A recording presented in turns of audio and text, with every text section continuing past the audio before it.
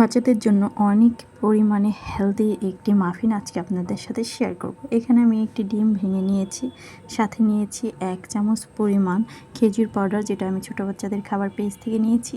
এখানে নিয়েছি 1 চামচ পরিমাণ হচ্ছে টক দই, যেটা ভালোভাবে ফেটিয়ে নিচ্ছি। আর এখানে আমি নিলাম হচ্ছে 2 চামচ পরিমাণ বিটরুট পাউডার, যেটা আমি ছোটো বাচ্চাদের খাবার পেজ থেকে নিয়েছি। আর এর সাথে কিন্তু আমি হচ্ছে গ্রিন যে আঙ্গুর ফলটা ছিল সেটা দিয়ে মিক্স করে নিয়েছি।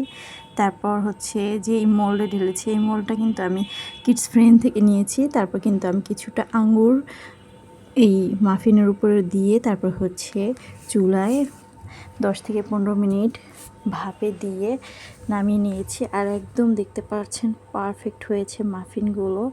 আর এটা খেতেও কিন্তু খুবই দারুণ হয়েছে। আমার বাবু তো খুবই পছন্দ করেছে। আপনারা ট্রাই করে জানাবেন। এটা কিন্তু খুবই হেলদি একটি মাফিন রেসিপি।